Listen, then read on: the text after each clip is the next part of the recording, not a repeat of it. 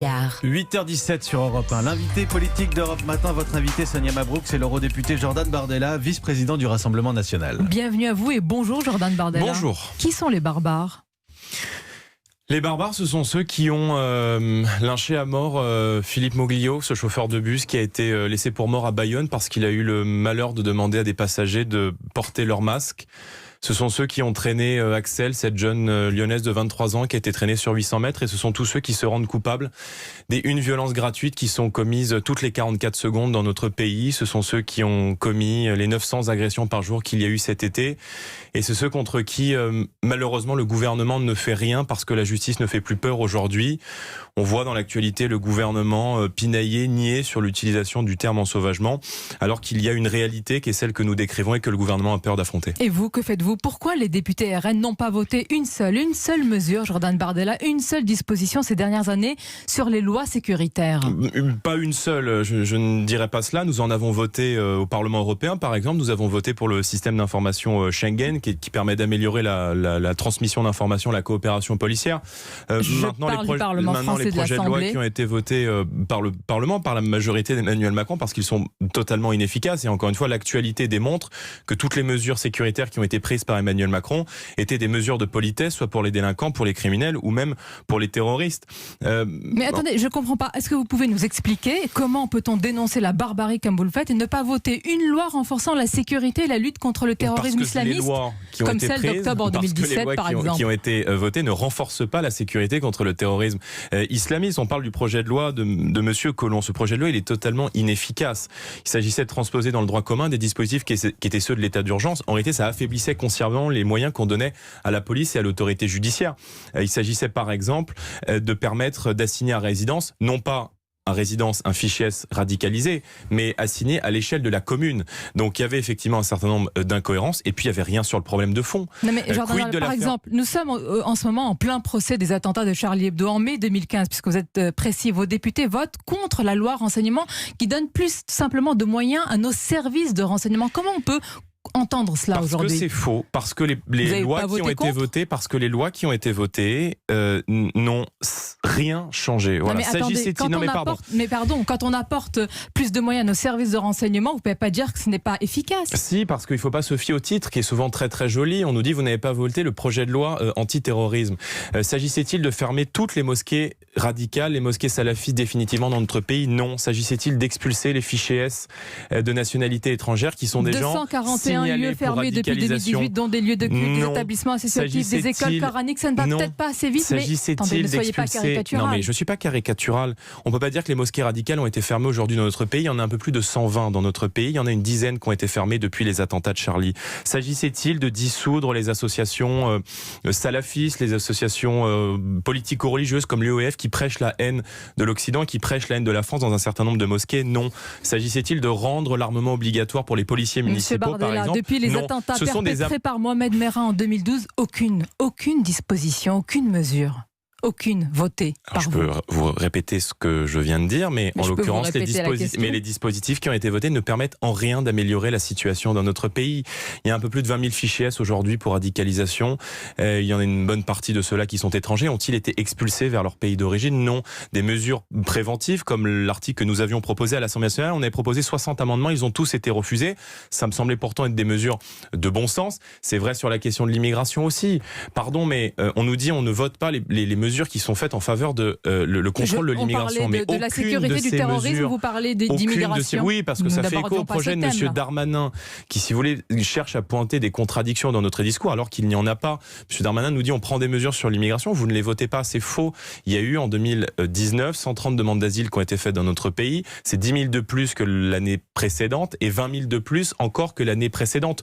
Donc, il y a un discours et il y a des actes. Et la réalité, c'est que sur ces actes, on ne fait rien. Et qu'en matière pénale, vous ne ferez croire à personne que le gouvernement agit pour la répression pénale aujourd'hui. Je ne fais pas croire, je vous donne des chiffres quand vous me dites... Attendez, Vous me dites que rien n'a été fait, je vous dis 241 lieux fermés depuis 2018, donc des lieux de culte, des établissements associatifs. Dont beaucoup qui ont rouvert d'ailleurs. Dont beaucoup ont été fermés 6 mois et ont rouvert derrière. Vous avez la liste, vous avez les. Oui, vous pouvez trouver la liste très facilement, mais si vous voulez faire croire aux gens qui nous écoutent que le gouvernement agit sur la sécurité et sur la politique pénale, je pense que pas grand monde ne va vous croire. Et sur le projet, Jordan Bardella, de loi sur le séparatisme religieux, est-ce que vous vous abstiendrez également ? Écoutez, là encore, face au défi qui est devant nous, vous rappelez l'ouverture il y a quelques jours du procès des attentats de Charlie Hebdo. Moi, je crois que les terroristes aujourd'hui ont gagné, puisqu'en l'occurrence, la liberté d'expression a été attaquée. Plus personne n'ose publier de caricatures sur Mahomet, sauf effectivement Charlie Hebdo qui a décidé. Sauf, ce n'est pas un détail quand même. Elles sont relayées, vous le voyez sur les réseaux sociaux. On peut regretter que très peu de médias les aient accompagnés, alors que c'est la liberté d'expression dans son ensemble. Je les ai relayés. Beaucoup d'élus, d'ailleurs, courageux, les ont également relayés. Et beaucoup de citoyens, d'ailleurs, tout simplement. Monsieur Macron nous propose une charte de la laïcité. Donc effectivement, les islamistes qui se sont attaqués ou qui ont participé du moins des attentats de Charlie Hebdo doivent effectivement trembler quand on leur dit que le président de la République va leur faire signer une charte. Mais prévenir les dérives, Jordan Bardella, en conditionnant leur aide aux associations à la signature d'une charte, en quoi n'est-ce pas pertinent ? Est-ce que c'est mauvais de frapper au portefeuille ? Souvent, c'est efficace. Il faut dissoudre aujourd'hui toutes les organisations qui ont un lien avec le fondamentalisme islamiste. Ces associations ont pignon sur rue. C'est vrai avec l'OIF, c'est aussi vrai avec le CCIF, avec lequel se complaît une grande partie de la classe politique, qui est une organisation islamiste qui a organisé, je vous le rappelle, en novembre dernier, une grande manifestation dans les rues de Paris, qui a fait hurler Allah Akbar à 100 mètres du Bataclan, avec Monsieur Mélenchon et tous ses amis d'ailleurs d'Europe Écologie Les Verts, de la France Insoumise, qui ont un peu la laïcité à géométrie variable et qui ont effectivement sombré dans le gauchisme culturel. Pour revenir à votre question précédente sur la politique pénale, nous défendons l'abaissement de la majorité pénale à 16 ans, la construction de nouvelles places de prison, le rétablissement des peines planchées. Et effectivement, on parlait de l'immigration, il faut effectivement expulser les délinquants et criminels étrangers. Quand je vois que depuis janvier 2020, tous les actes délictuels qui ont été commis à Bordeaux sont à 44% le fait de mineurs étrangers non accompagnés, qui sont en réalité des clandestins, eh bien je me dis qu'effectivement il y a un lien entre ces deux politiques et que nous sommes les seuls en tout cas à avoir cette volonté de fermeté. On vous entend beaucoup et nous n'aurons sur pas la sécurité, sur la délinquance. Pourquoi on vous entend si peu sur le programme économique de Marine Le Pen ? Est-ce qu'il y en a un ? Parce que c'est vous qui posez les questions et que si vous voulez aller sur le terrain économique, c'est vous qui apportez les réponses, nous y allons.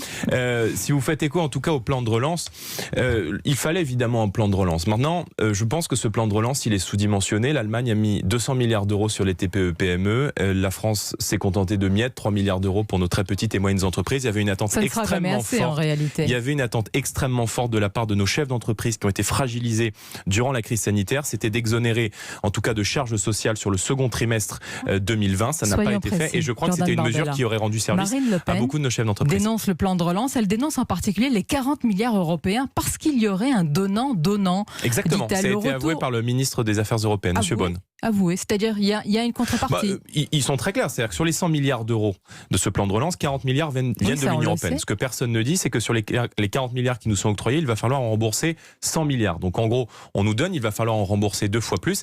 Et surtout, M. Beaune, le ministre des Affaires européennes, l'a dit dans l'entretien à la presse écrite il y a quelques jours.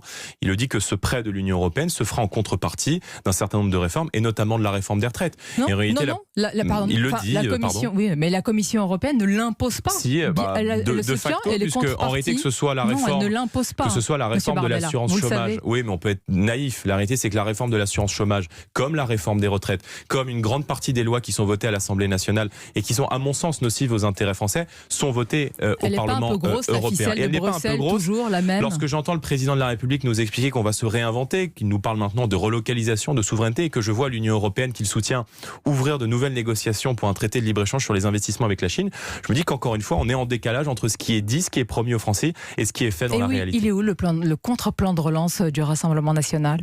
Il est dans les propositions que nous avons formulées. Formulées depuis quand ? Depuis la dernière présidentielle. Il y a eu quand même une grave crise depuis. Oui, depuis plusieurs mois, depuis plusieurs semaines. Je vous rappelle qu'on a été les premiers, dès le mois de janvier, à demander la suspension des liaisons aériennes avec des pays qui étaient manifestement des pays foyers de l'épidémie. Beaucoup de journalistes, beaucoup de politiques nous riaient au nez à l'époque en nous disant que ça ne servait à rien. J'ai vu qu'on avait mis en place cette mesure très très tard, que nous réclamions pourtant très très tôt. Et je vois que nous avons demandé, dès le confinement, que soit alloué à l'ensemble de nos chefs d'entreprise, 1 500 euros par TPE-PME, plus 1 000 euros par salarié. C'était une mesure de bon sens qui coûtait 10 milliards d'euros et qui aurait permis de simplifier les contraintes administratives. Sur le plan de relance, quand même, j'insiste, et sur les contreparties, pour l'instant, c'est faux, ce n'est pas prouvé. C'est par des taxes européennes vis-à-vis des pays hors Europe et une contrepartie le paiement évidemment de ce remboursement de 40 milliards et ce n'est pas la réforme des retraites comme vous le dites. Si, c'est en tout cas l'aveu du ministre des Affaires européennes. Alors peut-être vous êtes mieux renseigné que le gouvernement et que le ministre des Affaires européennes qui va être en charge d'exécuter cette politique. Non, je lis juste le ministre des Affaires européennes qui nous dit auprès de vos confrères il y a une semaine, l'octroi des 40 milliards d'euros se fera avec un certain nombre de contreparties, dont la première des contreparties qui sera la réforme des retraites. Il y a eu beaucoup de mobilisation populaire contre cette réforme qui est à mon avis une mauvaise réforme et qui consiste à faire réforme, mais ne l'impose pas. À faire travailler davantage. La preuve, madame, c'est que nous avons transmis à peu près tous nos leviers de souveraineté à l'Union européenne, que c'est l'Union européenne qui décide de notre politique économique, que c'est l'Union européenne qui décide de nos accords migratoires, par exemple, puisqu'elle a aujourd'hui la main sur la maîtrise de nos frontières. Et en tout cas, mais il n'y a pas de preuve directe comme quoi la réforme des retraites est inscrite noir sur blanc comme une contrepartie du plan de relance et des 40 milliards. Si elle est inscrite, elle est inscrite noir sur blanc. On verra alors. Non, mais depuis le début, j'ai l'impression qu'il y a un éléphant dans le salon que vous ne le voyez pas, mais en tout cas, elle est inscrite dans les textes de la Commission européenne. Peut-être que vous le voyez trop à l'inverse, mais on le verra dans les faits. Je pense que nous sommes des lanceurs d'alerte et c'est peut-être pour ça que les Français nous ont portés en tête des dernières élections européennes. Vous serez en tous les cas le directeur de campagne, on l'a compris ? C'est bien ça ? Je serai directeur de campagne des élections régionales qui auront lieu au mois de mars. Et plus si affinité des présidentielles ? Et nous verrons pour l'élection présidentielle, c'est Marine Le Pen qui fera son choix. En tout cas, plus nous nous approchons de l'Élysée, plus nous nous y préparons. Et en tout cas, quand je vois le contexte sanitaire ou économique, je me dis que beaucoup des constats que nous avions faits très tôt sont aujourd'hui plébiscités par les Français. Nous avons beaucoup de mesures, notamment de mesures qui ont été présentées par Marine Le Pen dans son grand discours de rentrée hier. Merci Jordan Bardella d'avoir répondu à nos questions. Bonne journée à vous et à nos auditeurs également.